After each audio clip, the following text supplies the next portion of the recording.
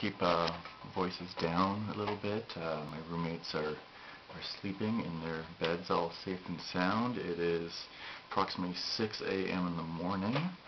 I've been up since maybe noon. So 16 hours and 2 hours pass. No, I'm right at bedtime mark, so probably after I'm done this video, I'm going to go to sleep for the night. But what I got for us here is I got a script. It's called Who Am I? From when I worked at a old PETA location. Great job. One of my first and most long-lasting. So what I got is a age-old script of my life, part of it, but to kind of void out names and such, I'm going to pull out magic cards. I bought this pack several hours ago when I got myself a pepperoni panzerotti. So we'll start off our tale with the Rock's Meditant. It costs 1 white mana, remember white mana, and 3 colorless to cast. And his coding is the weight of her conviction bounces on the harmony of her soul. And its ability is when Rock's Meditant comes into play, if you control a green permanent, so that'd be an enchantment or an artifact now, or a creature, it has to remain on your board. Then you draw a card. So, we'll go in. I was born in a home of very humble origin, into a family of 3 children, the eldest being the Vedalken Outlander. Has protection from red, which is untouchable energy, has protection from that. The Seekers of Karmat searched across the unknown lands for the mystical red stone that could reforge Esper in her ethereal perfection. I have that on my laptop. It's like this little plastic red star. Yeah, nifty. So this is a artifact creature, but it's gold because it costs 1 blue mana and 1 white mana to cast. Alright. Quite a bossy girl, but overall, rather nice. The next is Absorb Viz. This is a sorcery. You can only cast this during your own turn. It has basic land cycling, so you pay 1 black and 1 colorless, and you get to go through your deck and find 1 land, pull it out, put it in play, so like 1, yeah. And then target player loses 4 life, and you lose 4 life. You both lose 4 life from it, and it's source in your turn, but it costs 1 black and 6 to cast. A child who loved to talk, whether you wanted to listen or not. Then it was Ember Weaver. This is a creature. This spider has reach, so even though it cannot fly, it can catch things that can fly. And if you control any red permanents, then you get +1, so like you get 1 more power, and you get first strike. So let's say you have 3, is that you're a 3/3 creature, you have 3 power and 3 toughness, and you're fighting a 3/3 creature with 3 power and 3 toughness. Normally, those 2, one attacks, the other one blocks, they both die. But if you have first strike, your damage gets dealt first. So then only the other one dies. If you kill it before, like if you kill it with your toughness, then it doesn't deal any damage to you at all. So that's what first strike is. But that's only if you have red permanents in play, so if you can't touch them. Okay. Yeah, the Ember Weaver always craved attention. I think it was done to this that I got so little of it. I've always preferred it that way. When I'm at home, I prefer to go unnoticed and just keep to myself. My mother was a very kind lady, stern but gentle. She's very true to her faith in Chronoceros. We'll come back to Chronoceros. And as such, she insisted on us growing up being taught the same values. She also insisted on being married to someone who was a member, so they could get married in the temple for time and all eternity. My dad was quite a wild fellow with a motorcycle, getting drunk and high as often as he could with his friends. He stopped this life for my mom. Their goals differ by 7 years, being the eldest. Throughout my growing years, I was very sheltered. We lived in the country, so there were no children close by to play with or influence. And since I preferred to be left by myself at home, I never really developed any interpersonal skills. This caused my creative mind to flourish. My time was spent thinking, building complex marble rollers out of toilet paper rolls and cardboard boxes, or building things with popsicle sticks or any other potential useful things I could find. During these years, 3 younger sisters were born. From eldest to youngest, we got the Mana Silex. I like that. That's the Mana Silex right there. Those who dismiss the Silex as an ordinary wooden bowl are blind to the true measure of its worth. And it costs 1 colorless mana to come out, and pay 1 colorless mana, and you tap it, and you add 1 mana of any color to your mana pool. Explain. Yeah, the only way to describe her is spunky, but very true and loyal. Then there was the Court Homunculus.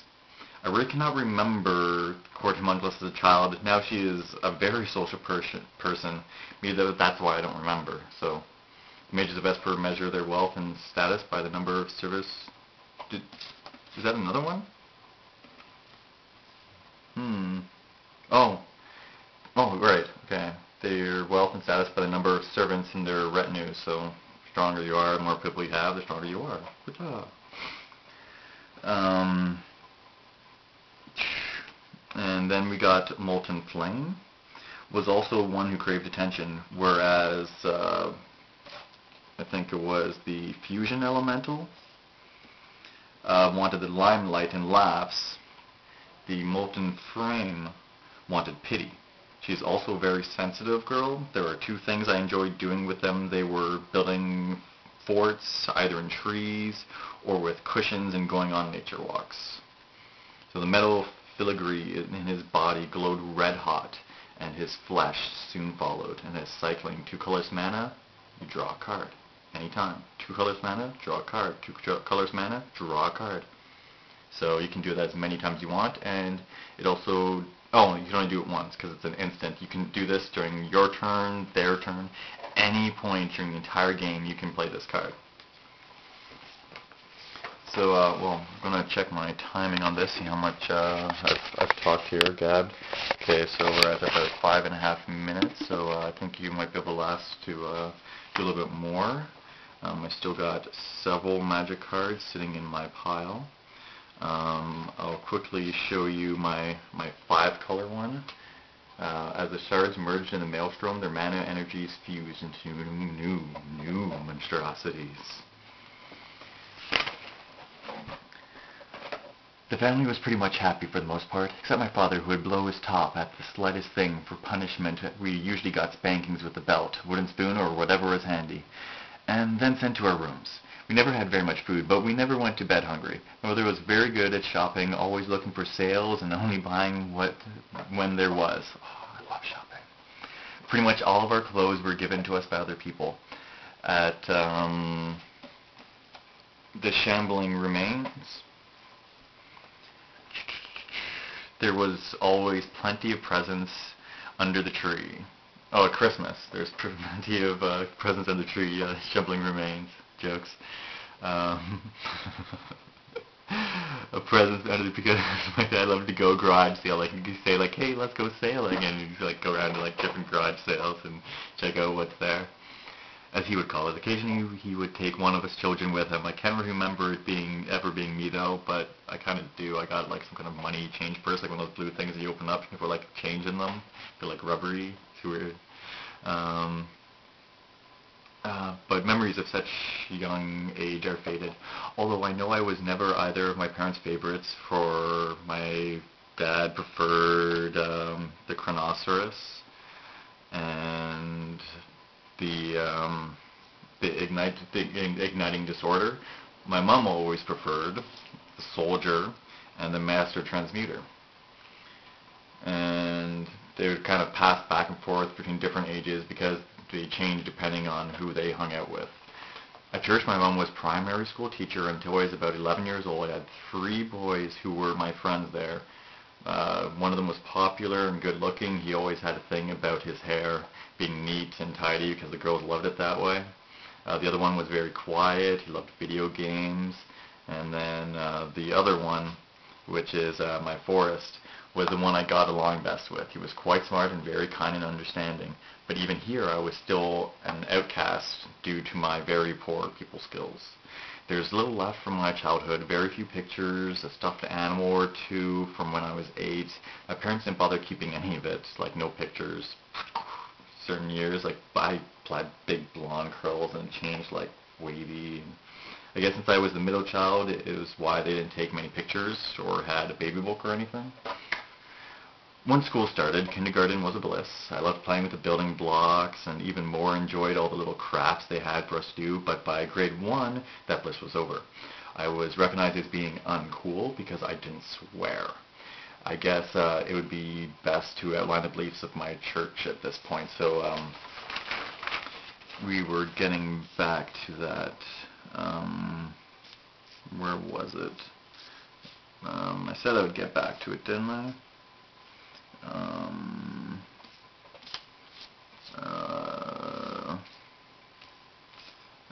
I think it's a fusion elemental. Is it? Shambling Remains Unearth? Yeah, I think it's the Shambling Remains. Yes, definitely the Shambling Remains. So, Shambling Remains, they can't block. So if someone's attacking you, you just have to sit there and take it. It can't do a thing. It costs 1 red, 1 black, and 1 colorless class. This isn't uncommon. It has the ability Unearth, and it costs 1 black and 1 red. And it's described, the ability is return this card from your graveyard. So once the creature dies, it's put into your graveyard. You can play 1 black mana and 1 red mana, and it will return this card from your graveyard to play. So it doesn't even go into your hand, it goes directly into play, and it gains haste, so it can attack as soon as it comes out, just out of your graveyard, into play, attack, and then remove it from the game at the end of play, and then it's gone. And it's just completely out of the game at that point, after that happens. And Unearth can only be played as a sorcery, so you can only do that during your turn. So we'll skip the last page here, because it's kind of fit angles. And that's about the story of my life. Tell me why you're staring at my what I'm wearing. Come on and tell me, why is it taking so long for you to recognize and stop? Another day in the sun, I'm having fun, feel the heat sneaking up on me. Take a look at the sky, a plane goes by, is that the reason that I can't breathe? Take a look and I wonder why these birds don't fly. Something hard to see till you believe. So this is Turok. This is my new card game, which I will pull out 1 card for each episode I have. These are covers, I believe, that didn't ever exist. So you can read this with me talking. You just look at my eye. A pair of tussling or courting ? Tyrannosaurus stirs things up in the jungle while Turok seems to wonder what he's doing there. And I must confess, our hero ended up there kind of by accident. I had made the dino painting first, and then thought, it'd make a cool Turok cover. But where to put Turok? Maybe that's why he looks so confused. Courtship among dinosaurs must have been a dangerous, deafening, and messy affair when you think about it. Yuck. There, it's by Pete Von Snolly. See, look at him. That must be Turok there with his little hatchet or axe. He's just like, big dinosaurs. And as a bonus, what I'm going to do now is something that I'm only doing for the camera.